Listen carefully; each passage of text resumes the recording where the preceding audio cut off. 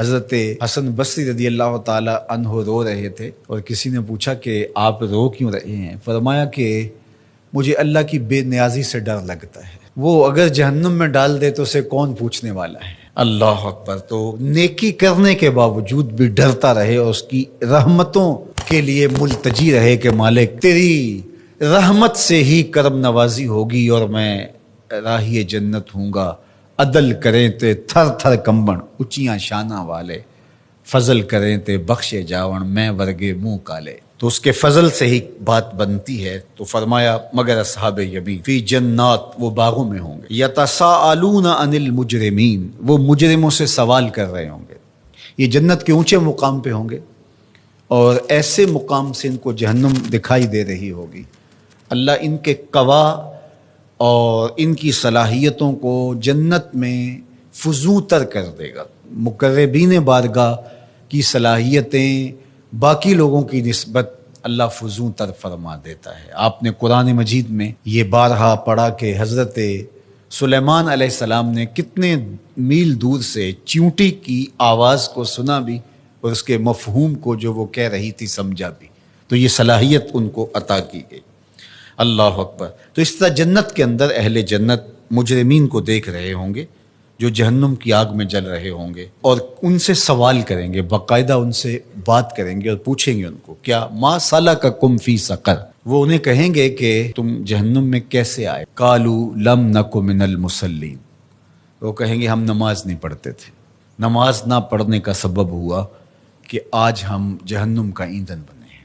ولم نک نطعم المسکین، اور ہم مسکینوں کو کھانا نہیں کھلایا کرتے تھے۔ عبادات یہ اللہ کا حق ہے جو بندے کے اوپر لازم ہے، اور ہم نمازوں کی کثرت اور دیگر اعمال خیر کی بجا آوری سے اپنے معاشرے کے دکھی، لاچار اور مجبور لوگوں سے اپنی نظریں نہیں ہٹا سکتے کہ ہم تو میاں پنج گانا نماز پڑھتے ہیں، کسی کو دکھ نہیں دیتے، اذیت نہیں پہنچاتے، تکلیف نہیں پہنچاتے، کافی ہمارے لیے۔ تو وہ کہیں گے ہم نماز نہیں پڑھتے تھے اور مسکینوں کو کھانا نہیں کھلاتے تھے۔ چلو یہ تو نماز بھی نہیں پڑھتے تھے، یہ ان کا ایک جرم، اور دوسرا جرم کہ وہ مسکینوں کو کھانا نہیں کھلاتے تھے اور جہنم کی آگ میں جل رہے ہیں۔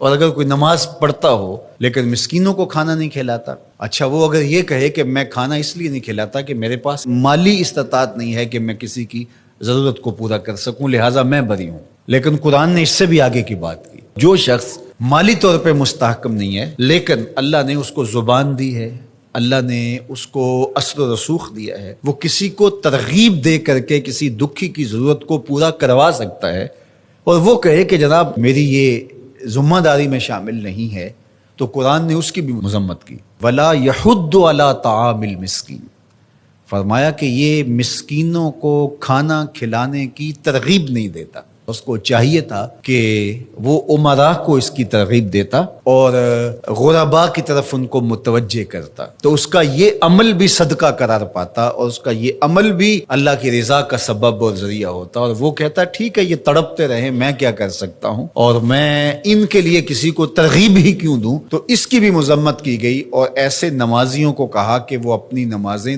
دکھاوے کی نمازیں پڑھ رہے ہیں، انہیں نماز کے فلسفے سے ہی آگہی نہیں آئی۔ اگر ان کے دل میں گداز پیدا نہیں ہوا، ان کے دل میں نرمی پیدا نہیں ہوئی، معاشرے کے کمزور، پسے ہوئے، لاچار، مجبور، اراملہ، مساکین، یتاما کی مدد کے لیے ان کے اندر یہ جذبات پیدا نہیں ہوئے، تو وہ تہجد پڑھیں، وہ سجدے کریں، وہ لمبی قرات کریں، لمبی نمازیں پڑھیں، تو کہا کہ وہ اپنی نماز کے فلسفے سے ہی آگاہ نہیں ہوئے۔ نماز کا عملی نتیجہ یہ تھا کہ وہ ضرورت مندوں کی ضرورت کو پورا کرتے، ان کے پاس اگر مالی استطاعت ہے تو اللہ کے دیے ہوئے اس مال سے، اور اگر وہ مالی استطاعت نہیں رکھتے تو اللہ نے ان کو جو دیگر صلاحیتیں بخشی ہیں ان سے وہ تحریص دلاتے، ان سے وہ ترغیب دیتے، اور ان کے کہنے سے کسی دکھی، لاچار، مجبور کی ضرورت پوری ہو جاتی۔ تو یہ ان کو کرنا چاہیے تھا۔ حضرت سیدنا شیخ عبد القادر الجیلانی علیہ رحمہ و رضوان فرماتے ہیں آدھا فقر برہنہ بدن لوگوں کو لباس دینا اور بھوکوں کو کھانا کھلانا ہے، باقی عبادات، نیکیاں، چلے، مراقبے، ریاستیں، یہ جو کچھ ہے یہ آدھا ہے۔ صرف آدھا فقر بھوکوں کو، لاچاروں کو کھانا کھلانا ہے، لوگوں کی ضرورتوں اور لوگوں کی احتیاج میں ان کے کام آنا ہے۔ اللہ اکبر۔